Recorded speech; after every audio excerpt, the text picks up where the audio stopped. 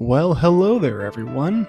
After over 1500 years, chess finally got a proper sequel that implements a ton of new mechanics like parrying, counterattacks, more special abilities than before, and nice we're given the ability to create regeneration fields, which is just plain busted.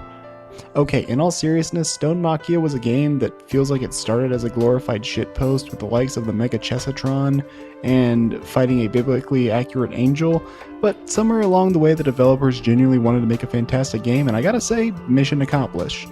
Stonemachia is amazing, and while on the surface it appears super linear as the main story path can be beaten in 4 to 5 hours, but after scouring the map I managed to find well over 20 hours of content and a ton of bosses. There's actually still more to find, so quick disclaimer, apparently this game has over 40 different boss fights in it, and while I scoured the map as thoroughly as I could, I wasn't able to find each and every boss fight since there's no real complete guides for this game, and some hidden bosses aren't even tied to achievements. And while playing this game, I was also in the process of moving and without internet for multiple days, and the move was made far more complicated for stupid reasons. Fuck U-Haul, by the way, because apparently reserving and paying for a truck doesn't mean shit, and it wasn't even communicated that the truck wasn't available when I went to go and, pick it up. Anyways, I tried my best, but I know I missed some stuff, so feel free to yell at me in the comments. There's a good chance I'll be redoing this ranking soon enough, because spoilers, I fucking love this game, and I absolutely think you should play it, so let's dive on in, shall we? Number 37, The Unknown. There's not really any fight in this game I outright hated, but the worst boss was an easy choice for me because it's not really a boss fight. You take a random feather, then get hunted down by this child that moves like an Attack on Titan reject, and suddenly the creator saying they don't know how to animate legs makes a lot more sense. Eventually, you'll get got and get transported to one of the game's many secret bosses against a creature that's completely unknowable, and it's just a DPS check that you probably won't be able to beat when you encounter it. Now, of course, you can always come back later, but this game doesn't have fast travel. Or it didn't when I was scripting this, but they apparently updated it like last night as of me recording the voiceover. I know they're working on implementing it, but it's not out as of me writing the script. Plus, it's not really easy to come back here, as to my knowledge, you have to either come here before beating Cherubim, or come here after going through entirely too many steps in a secret area to return to Medellin, and walk your happy ass back to the Village of Stones, and there isn't even much to say about the fight. It's not even a boss fight, it's all about the good atmosphere. Number 36, Heaven Ripper Seraphim. Our tutorial battle is just a glorified cutscene, but I'd be lying if I said it wasn't an awesome set piece. Our pawn promotes to a queen, and the fight with the angel that was responsible for this war is our opponent. The battle, however, ends up with a loss as we're given a taste of what's to come and builds up to our eventual rematch with the fight against Seraphim. Number 35, Sculptural Downfall. This is a nothing boss. The head may kind of remind me of Ludwig from Bloodborne, but this thing is just a random enemy with a shield and a sword that likes to roll around a lot. It's a pretty nothing fight, if I'm being completely honest, and it died in less than a minute on my first attempt, so not much to say about it. It only stands out slightly because it is technically required. Number 34, Door Locker Angel. Out of all the bosses, this one feels the most sloppy. The boss is just sort of swinging its body around, and its axe, it has head slams, axe swings, and all of that is fine and dandy, but the boss's attacks just feel kinda lame, which for a random optional mini-boss would be fine, but this is the required boss of the Village of Stones, the third major area of the game, and it feels like a random throwaway mini-boss that's just tossed in because we needed to fight something, I guess. On top of that, trying to parry his attacks just feels like a crapshoot because he has no body, just a head with hands and a few extra rocks. So it's a gray boss with a gray weapon and a gray arena and a bunch of animations that aren't exactly unique. It's just kind of a nothing boss. It also manages to be just a little bit frustrating, and that knocks it down pretty low on the list for me. Number 33, Oryx Centaur. This is one of the 3 in-game bosses that are enhanced versions of story bosses from the early game as final challenges to reclaim your heavenly armor, and maybe gain a few extra levels in the process. It sounds all good and cheeky, and I'm not against in-game rematches with enhanced versions of early game bosses, but the Oryx Centaur is an exception because I can't fucking see what's going on with all the effects, and with the swords he leaves behind, and him moving ridiculously fast. I could understand why someone would like this boss fight. It is a pretty fast-paced and intense battle, but this is one of the few battles in the game where it just feels overboard. And while yes, it is technically optional, you have to beat it if you want to reclaim your knight form, and it's very easy to miss a parry when there's all these random effects thrown in, which is very scary when parrying is the only way to regain healing against the boss and he can kill you in a single combo. Crazy to say, but this random horse is one of the top 5 hardest bosses in the entire game, and he's, spoilers, he ain't number 5. Number 32, Stone Lion. The Stone Lion is kind of a weird boss that feels like a bunch of ideas that were slapped together of, oh, it's a beast, but it also has a sword, and it also flies. And it's one of the 2 boss fights I summoned Behemoth for, and I don't feel bad about doing it either because, spoilers, there's another version of the lion that's a much better fight. And for those wondering, I used summons 3 times in the entire game. Anyways, the Stone Lion is fine enough of a boss, if pretty indistinct, which is a damn shame given how good of a level leading up to it is. Honestly, the game's levels as a whole are really amazing. I can't undersell how good this game is as a whole either, but the fight itself is kind of unremarkable. Number 31, Sir Big Cherub. The Plains level is kind of funny to me because it's just a big ass field. You can choose to either explore around and find stuff or completely ignore it and go straight to Samael, which means in terms of required content, it's actually the most linear level in the entire game by far. But anyways, Sir Big Cherub is an annoying enemy that loves to roll around a lot and has a few other attacks like a belly flop and sword slashes thrown in, but it's pretty whatever as a fight, and honestly, it fits more as an elite enemy, because it kind of is. See, there are some bosses in this game that get reused as elite enemies like the Big Cherub, but the difference is, Big Cherub is going to get reused as, well, a regular enemy about an hour later, because there's only a single level in between his appearance as a boss and his reappearance as an enemy. And honestly, he's not a very fun fight regardless. Number 30, Heaven Ripper Zeraphim. Our long-awaited rematch with Zeraphim, and it's pretty underwhelming to be honest. I mean, sure, it's spooky, everything looks dead, and it's got that Good atmosphere. but with no cutscene introduction and the fight being completely skippable since it only triggers as a trap when you collect a somewhat suspiciously positioned large feather, the fight itself isn't that unique, it's just kind of there. He just sort of swings his scythe around and yells a lot while occasionally causing explosions. Honestly, for how the game built up Zeraphim in both the early game and through some of the conversations with Desireen earlier in the game, it seemed like he was going to be a big boss of the area and the halfway point of the game, but he's hardly even a speed bump. It's like we're not even really battling Zeraphim at all, just some fake imitation of it. Number 29, Sea Gargoyle. I explain a lot of things through comparisons and analogies in my videos, and usually that ends up tying back into something like Dark Souls, but instead of Dark Souls, I'm going to go with Black Myth Wukong this time. If the tutorial battle with Zeraphim was Erlang Shin, then this fight is the Bullguard. He'll become a recurring mini-boss throughout the game before turning into common elite enemy and eventually cannon fodder, and nothing he does stands out, but it all functions well, and that's good considering this is the first opponent that isn't either in a segment where you're invincible, or an enemy that dies quickly and only has a single attack. Number 28, Mega Chessatron. So I'm not showing the boss footage of this guy because I forgot to hit record when I fought him and I beat him on my first try. Whoops, my bad. So I appreciate that in lore the castling is essentially a weapon designed to annihilate mammalian civilization, and just one of them was enough to go blow for blow with a king, at least for a little while. But we all know this guy was created because of the meme. Still, the fight is fun, and I think it works well as an early game optional boss and a reasonably strong elite enemy during this one segment of the game. And the fight doesn't get overdone or overutilized because it only really shows up here in this one area after you've beaten it as a boss. Number 27, Shellhair. Shellhair is another early game optional boss that I forgot to record. I found a rematch against him when I was fishing, and I guess I should say this now, I did not find the giant ship boss that's tied to you fishing. I've heard some say it's RNG based, and maybe that's why, I don't know, I gave it like a couple hours of attempts and no luck.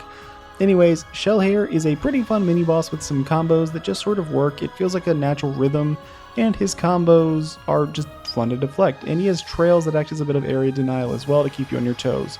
But with only 3 attack strings that he cycles through, there's just not as much to say about this fight, which is kind of what you'd expect from a pretty early game mini-boss.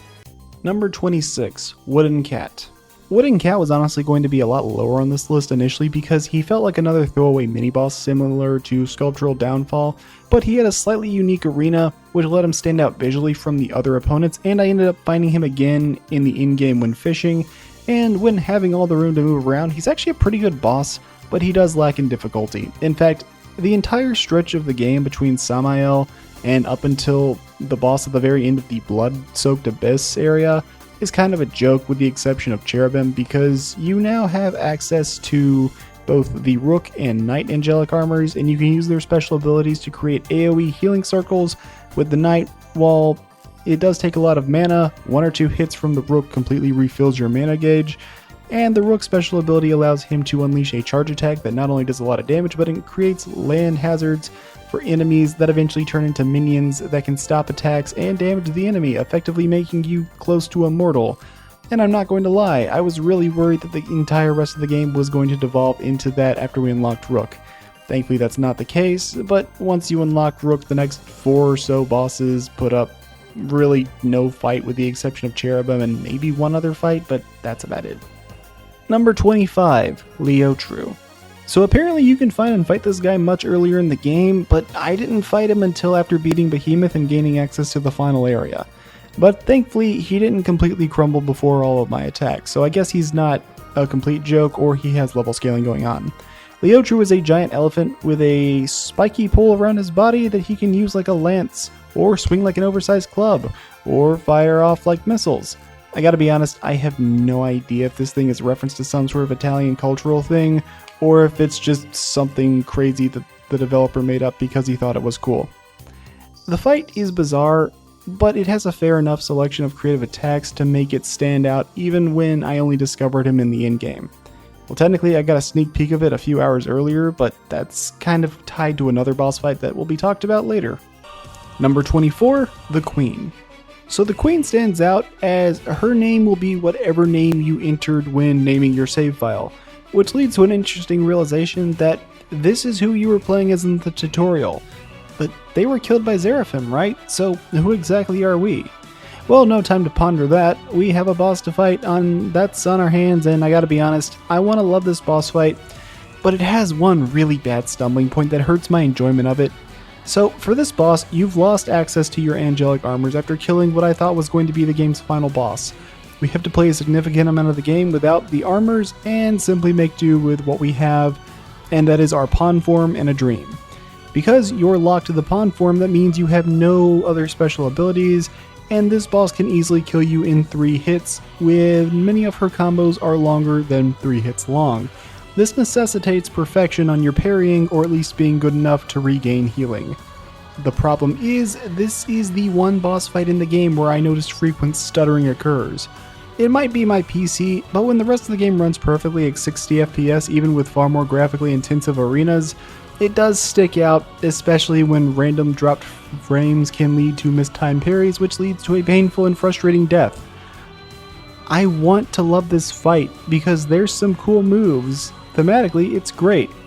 And we're even treated to excellent music for the game's tutorial.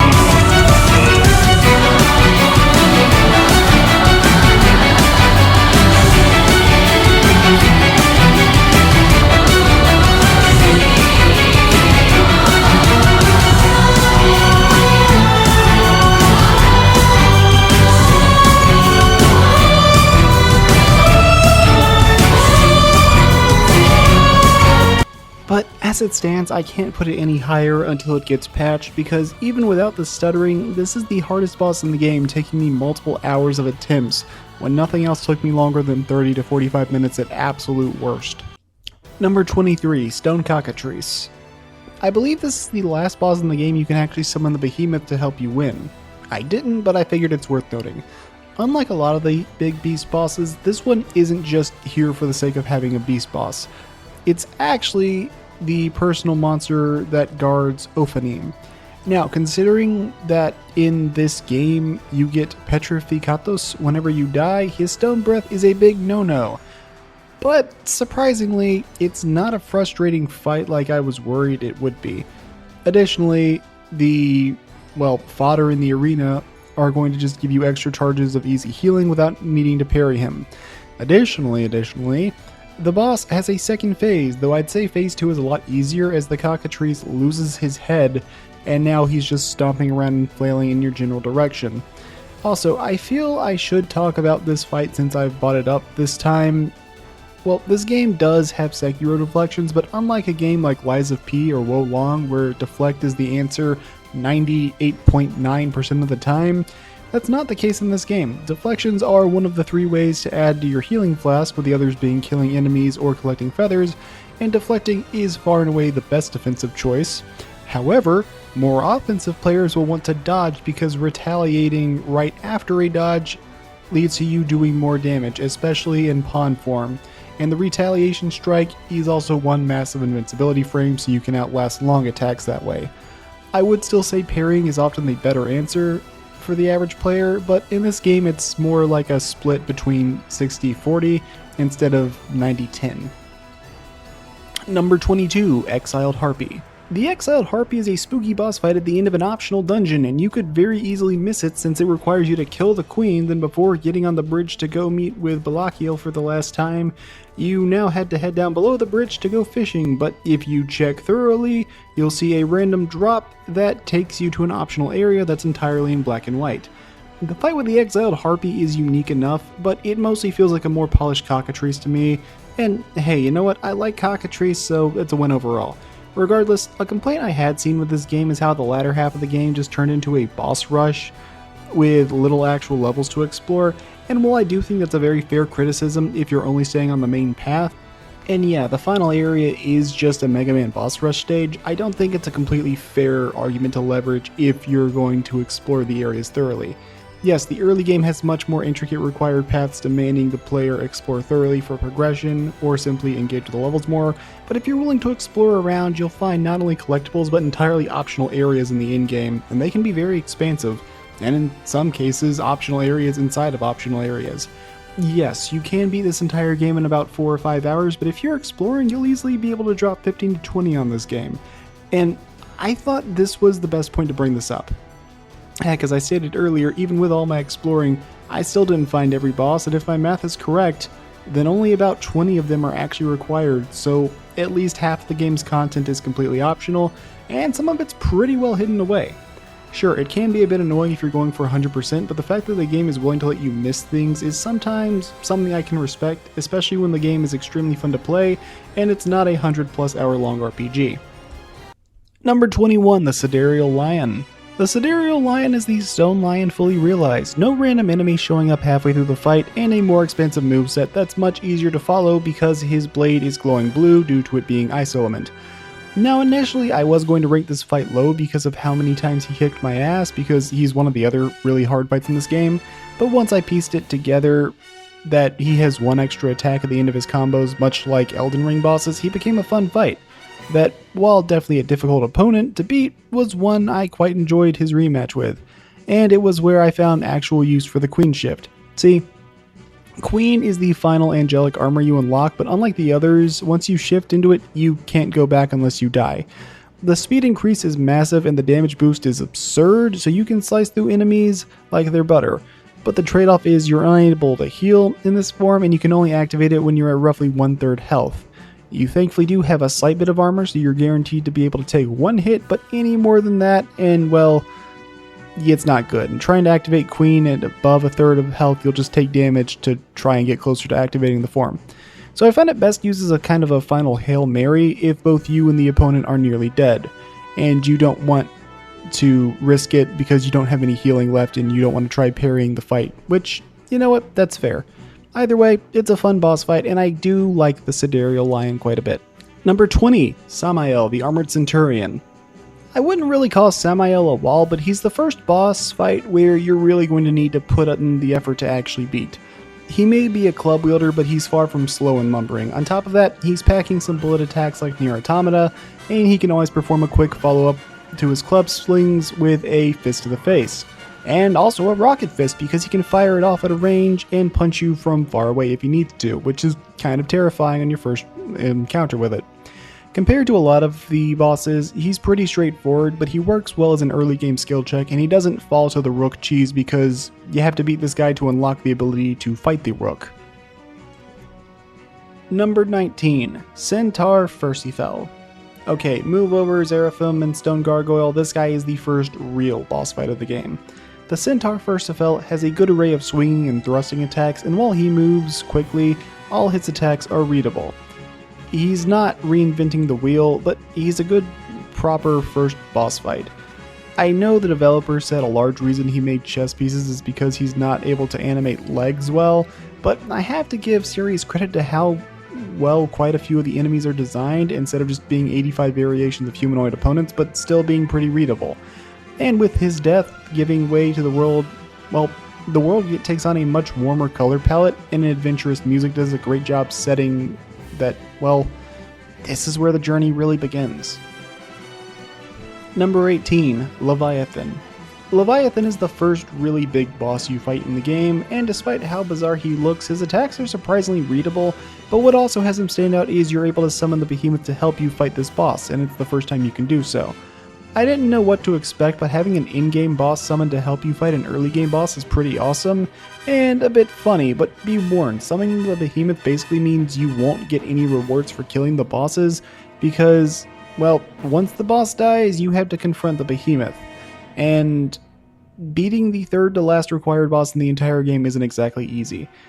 I do have some more thoughts on the Leviathan, but, well, spoilers, there's another in-game rematch with a variation of this fight, so I'll save it more for when I get there. Number 17, Ballerina Mechanica.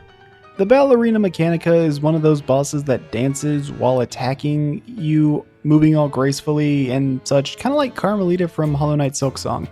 Albeit Mechanica is a bit stiff in her movements because she's a puppet, but for an easy-to-miss optional boss, she's very creative, and the entire fight being portrayed as a performance is cool, even if only like 20 people are in the audience. I'm guessing this is where the Patreon backers are named, and is also where a bunch of names are in the front row seats, but I'm not sure. I do like the stage, and I'm not sure how we randomly got here, but to be honest, you know what? I'm kind of glad when a game is willing to let some stuff just go unexplained from time to time, instead of trying to over-explain everything. Wow, this went from science lesson to because magic real quick. You could have just started with great spiritual power and called it a day, just saying. Number 16, Igneous Leviathan. Of all the Mega Man rematches in the final area, I'd say the Igneous Leviathan is the best of the bunch, taking a cool but underutilized moveset and finally letting it be fully realized. Of the Mega Man boss rush bosses, I'd say it's probably the easiest of the bunch as well, but also the one I found the most fun because you don't have to bash your head against a wall to learn his attacks or weird tricks or anything in this fight. You can kind of just, well, intuit it. Everything feels natural despite how weird the boss looks and moves. Plus, I feel like most players demolished the basic Leviathan with the help of Behemoth on their first playthrough, so this almost feels like a brand new boss fight. Either way, with his increased aggression, expanded moveset, and cool redesign, he puts up a serious challenge that, despite his unusual design and body shape, everything about the fight just sort of works well. I have no complaints with this battle. It's a very fun rematch, and reclaiming the Rook armor is just plain nice. Number 15, Cleric Uziel. This was the boss where I knew this game was going to be much bigger than it initially let on. I was playing through the City of Stones, did a side quest for Giovanni, then all of a sudden I get kidnapped and end up in the first option dungeon of the game, and it's this weird, spooky cathedral place. Initially, the battle seems like a random mini-boss that bites you, but after taking a bit of damage, the biblically accurate angel comes out. As one of the first truly secret bosses in the game, he sets the tone well. I had the feeling that I stumbled into something I wasn't supposed to find, and that was supported by the boss music being absolutely bumfuck insane. And the fight's pretty cool as well, even if it is pretty short because he's a glass cannon.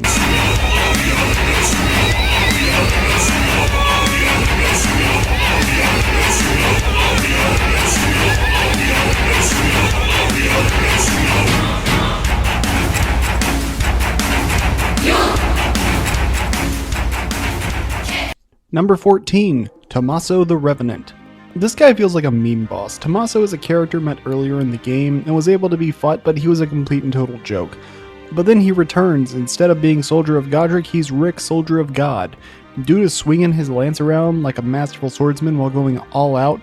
And while his attacks are quick, they're pretty readable because his lance glows through, I don't know, his sheer fucking determination or something, which makes it stand out against the rest of the arena.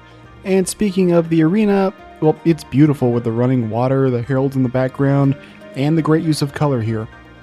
It's like a joke boss, but the joke was the fight is actually really good, and you know what? I'm okay with that. Number 13, Royal Trinacria. Okay, so yeah, I like the boss fight, but I need to talk about this for a second. How the hell was anyone supposed to find this place? Not only do you have to either lure a giant over to destroy this giant mass of bells, which wasn't really communicated as a thing that they could do at all in the game, but you also need to find an enemy that destroys random little walls in a side area. Behind those walls are already collectibles like a record, so you think that's all there is, but no, one of those destroyable walls is a warp that takes you to a secret area known as the Gardens of Return, with some classic chess pieces as set dressing and enemies. But then you have to navigate through this giant hedge maze, and there's multiple exits, but the correct answer is to make it to the tower in the center of the maze, which you have no way of seeing until you can get to higher ground. And then you jump inside a painting a la Mario 64, and head to the burning Medlehan, a secret area inside a secret area, and amid all that, the Baba Yaga moving houses, you have to deal with this boss, which, I don't know, it's probably the most cryptic fight in the game. As far as being an actual fight though, the moveset is pretty fun to deal with, it all works well, and I don't know, I just like it. The fight itself isn't nearly as cryptic as everything to unlock it is, but it's just something I wanted to talk about because, good lord. Number 12, Samael the Golden Gladiator. The fun fact, Samael is voiced by one of the game's designers, as well as the game's director, as well as the game's composer, Ivan Maestri. It's not relevant to this ranking at all, but I found it worth mentioning. It is kind of interesting though that out of all of the bosses, Samael is the only one of, well, two that we're required to fight twice. Since Seraphim's second rematch is optional, one of them I haven't talked about yet on this list, and another one gets killed in a cutscene because their supposed rematch is so far beneath us that they stood no chance.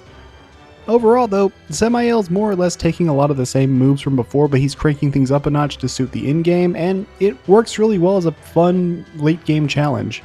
I enjoy the battle a lot, and while it's not as complicated as some bosses, there's still enough heft here, and he's still aggressive enough that he doesn't feel dated or super slow. He actually does still feel like a genuine threat. Number 11, Desireen. Early on in the game, before she becomes our main companion, throughout this adventure, she exists to make sure you've locked in the game's basics. Nothing Desireen does is really tough or overwhelming to deal with, but at the same time, considering she's fairly suddenly dropped on you, and you're only in the second area of the game and we're not even an hour into the game yet, I think she's a pretty good step up from Versafel. She's got a good mix-up in combos with a wider array of attacks, and she's a slight step up in challenge. And while her attacks were slow and readable, they needed to be respected, but it also gave you a chance to test drive how your new bishop armor works with the more constant attacking, and the main hub of Medlehan acting as your boss arena was really cool. Number 10, Munacielo. Fighting is fun.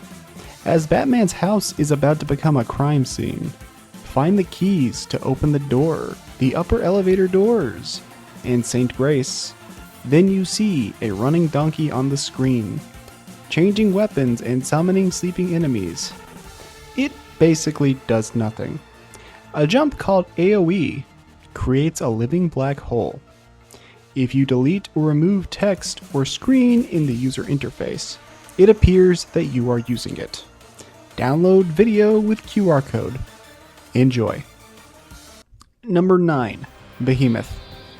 Oh, thank God I can talk normally again.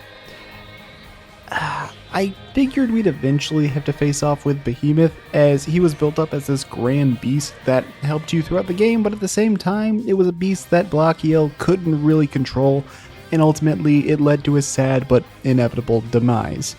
You'd figure that with the game with biblically accurate windmills as enemies would fall under something like man versus God, but honestly throughout the story we've learned that God has either died or has long since left existence, while all the angels fall from the heavens. Some turn to an individual known as the Sculptor as a sort of messianic figure to give these angels some physical form, but we don't know much about the Sculptor either, other than he used to fashion them somewhat out of chess pieces and he's seen kind of as a father by some. But somewhere along the way, Seraphim fucked things up and everyone gets stuck with statues that are resembling mice.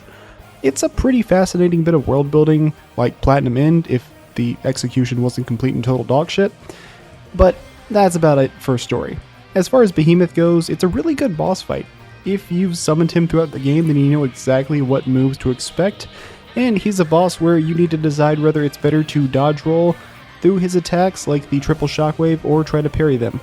Additionally, he doesn't actually have 3 phases or 2 phases, instead he has 2 forms he swaps between, where he can either fight you in his full physical form or he can separate into his phantom form that you've seen when he helps you, while Benny will join to assist him in battle by throwing in projectiles.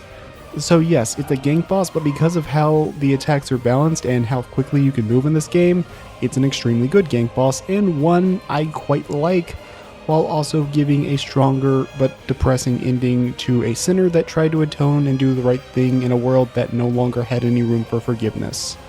Unfortunately, the road to hell is paved with good intentions. Number 8, Ophanim's Herald. From somewhat heavier subject matter to it's awesome because I'm flying through the fucking sky, the floating continent is my favorite portion of the entire game. Basically everything during it is a hit, and it's a massive treat after climbing your way out of the abyss. I'll be the first to admit, this fight is a lot more style than substance, but it's so cool I don't care, and the music is absolutely amazing.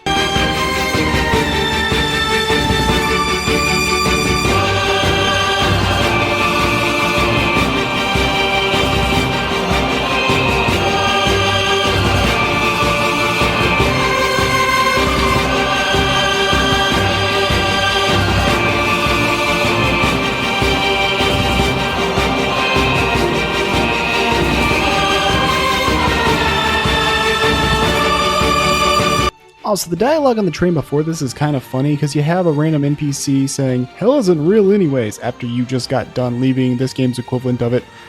I make it no secret I'm a practicing Christian, and my advice for anyone that's looking to find a new church for one reason or another, if they tell you, "Oh, we don't believe in hell here," or something along those lines, just leave. That's some Joel Osteen prosperity gospel snake oil bullshit.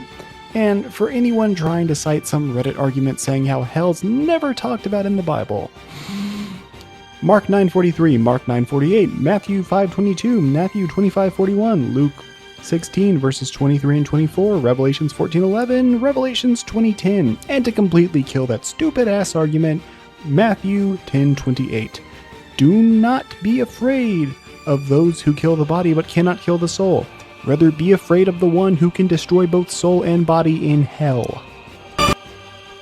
Oh yeah, this is the boss ranking, isn't it? The Herald is a fun fight. It's doing a great job setting up the threat of Ophanim while they show up again as optional boss battles and some mini bosses later on. It makes sense since these aren't supposed to be individual characters, just heralds for the game's main antagonist, and just one alone is presented as a sizable threat, so imagine what armies of them are capable of. Number 7, Ancient Mammalian King. Surprisingly, one of the only 3-phase bosses in the game, and it starts out kind of underwhelming.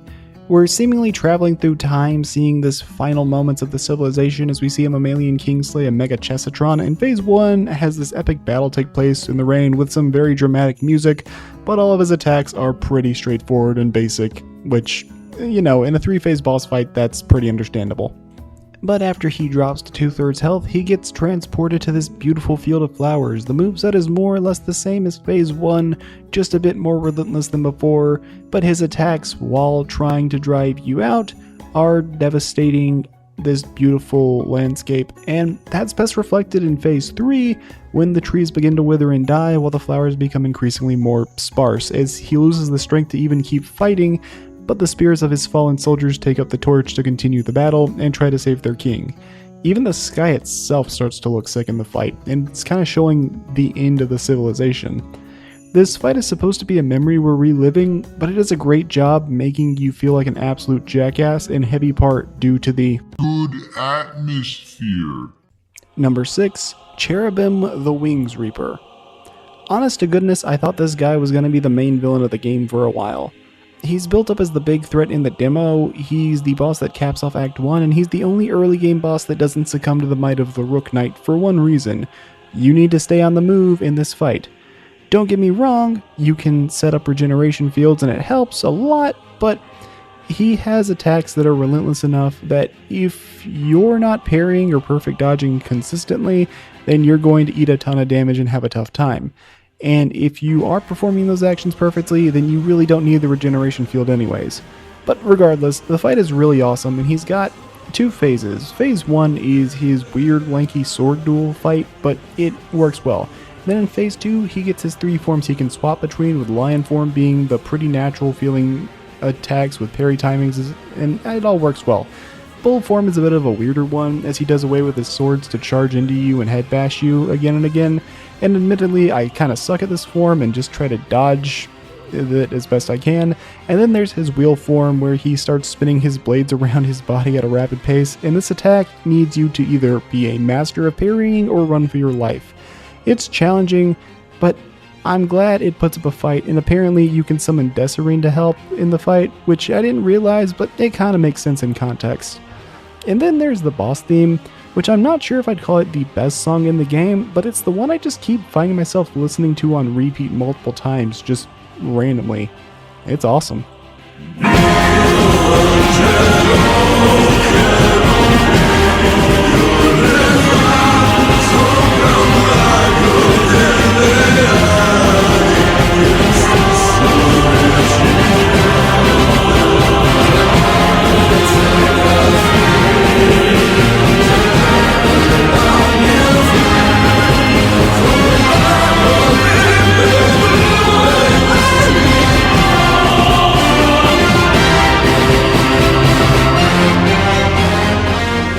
I know I give Souls-likes crap for often just recycling music from rejected From Software tracks, looking at you, Liza P, but here I think it's warranted, as enough of the game's soundtrack sounds different, so this one stands out from the crowd despite being more in line with those Dark Souls style of soundtrack.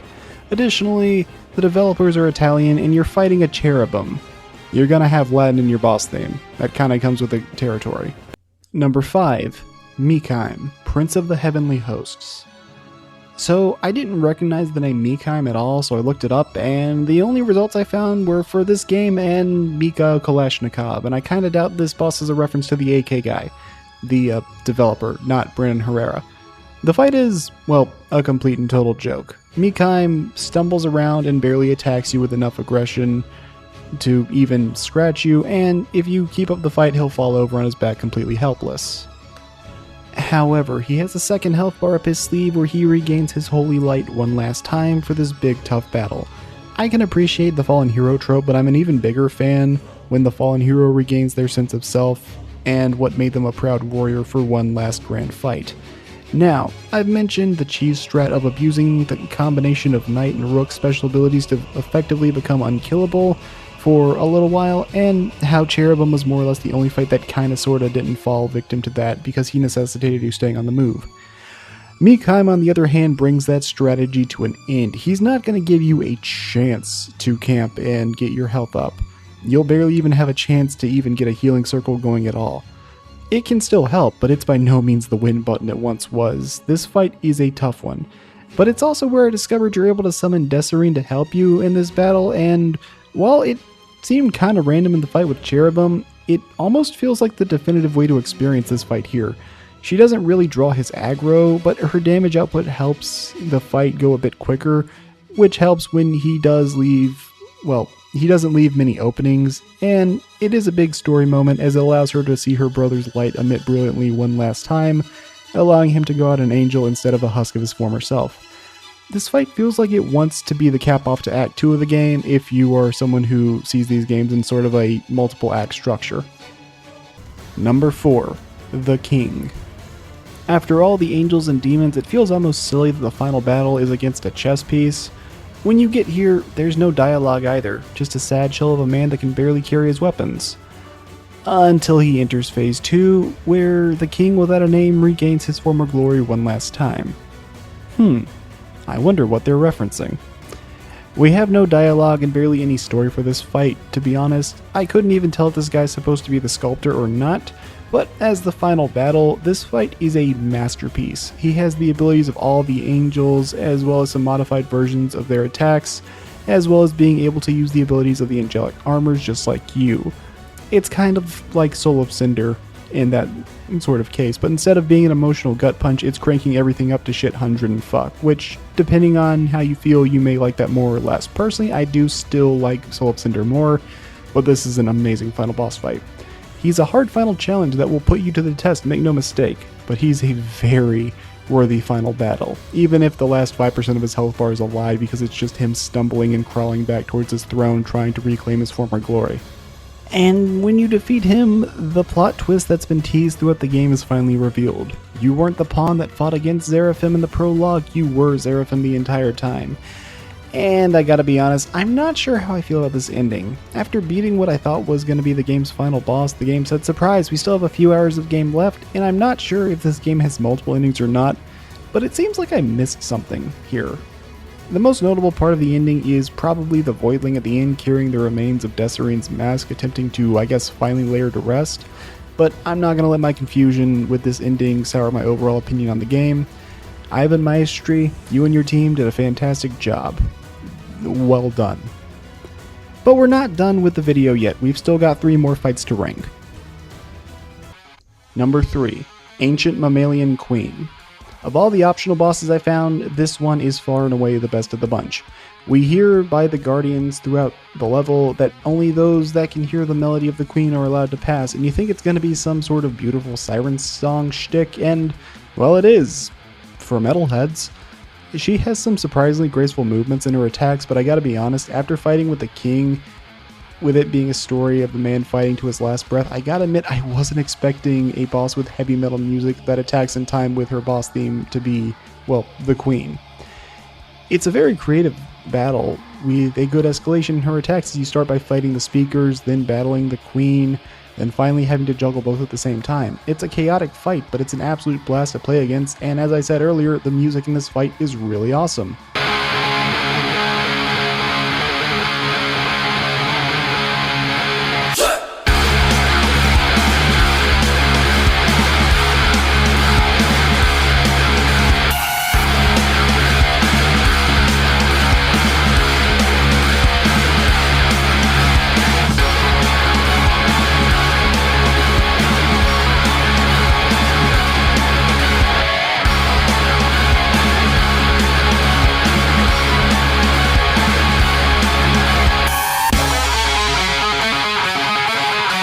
Even if you don't care about the optional content in this game, I think you should at least fight this one boss.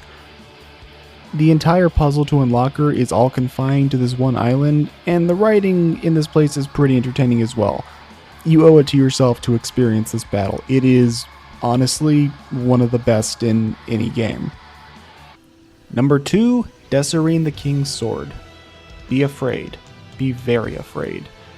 After we got separated from Desserine, our reunion with her isn't a happy one. She learned the truth of our identity, which we're still in the dark about at this point, and now we're forced to fight her, and she's very much playing for keeps.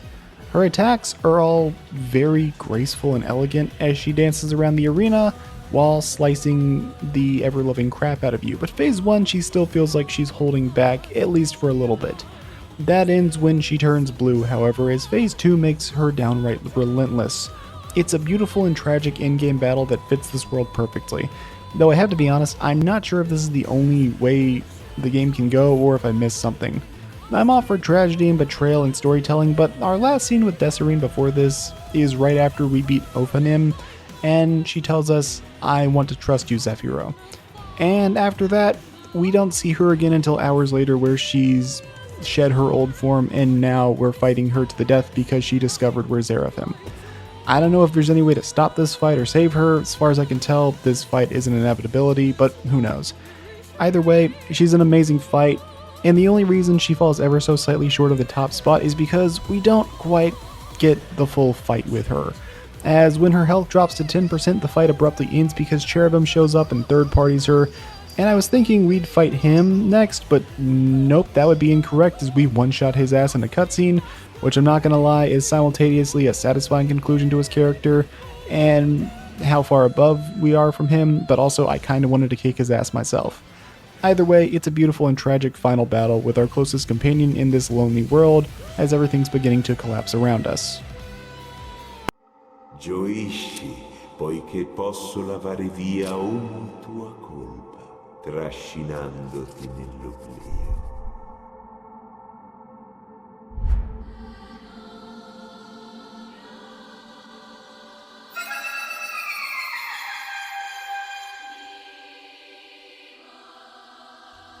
I love this guy's design. I just want to start off with that.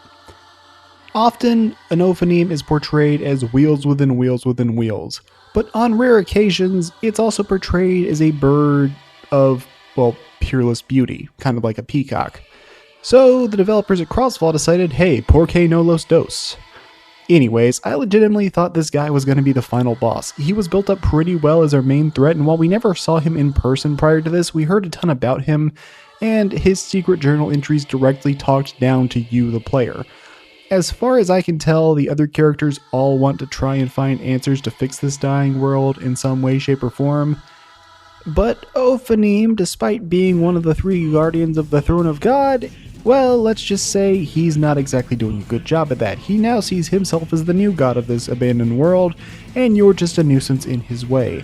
And as the final battle, the angelic peacock does not disappoint. Like, look at this battle arena and how pretty it all is. I cannot believe this is an indie game. Holy shit. The arena space is nearly endless. He's got an attack for every situation. The battle is just abstract enough to feel otherworldly while also being just similar enough to stuff we've seen in the everyday world that you can pretty easily comprehend what's going on and what you're looking at. And despite all of that, his attacks still feel very natural to avoid and parry and fight around. Make no mistake, this fight is very challenging and will put you to the test, but I'm glad he does. And the music in this fight really is just beautiful and angelic while also sounding so ominous and unsettling.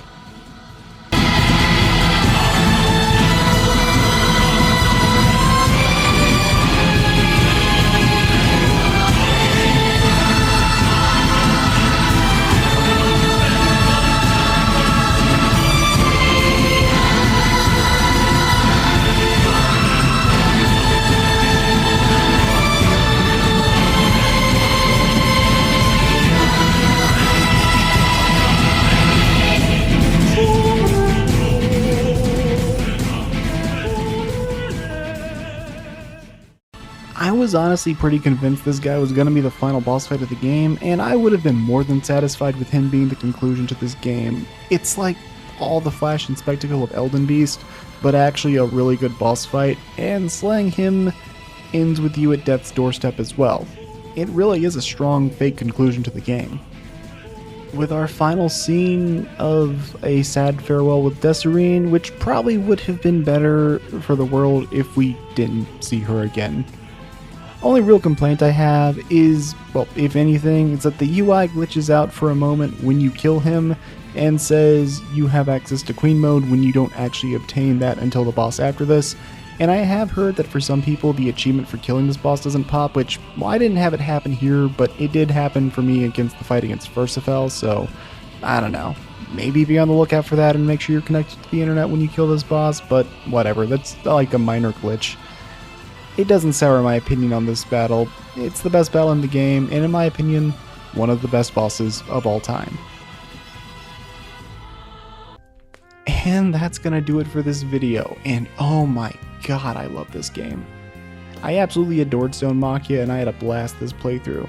There were some glitches, like the UI bit with Ophanim, subtitles not appearing during one of the cutscenes, which is unfortunate because I don't speak Italian, and my knowledge in Spanish can only carry me so far. And there's definitely some stuff that's extremely cryptic, not helped by the lack of fast travel, which has since been added to the game. I know there's bosses I missed, and if I missed your favorite, let me know in the comments. I am more than willing to remake this video. But you all have to help me find this stuff. But this game might just be a masterpiece, and I genuinely think you owe it to yourself to give it a shot. At least try the demo. Anyways, that's all I've got for now. Sorry if the audio sounded a little bit off. I was in the process of moving and just got moved into my new place not that long ago, so I haven't really had a chance to balance things yet. Let's just blame it on U-Haul, okay? Cool. Either way, if you'd like to see more content of varying quality, consider liking, subscribing, and hyping the video. And I'll see you all next time. Until then, take care, everyone.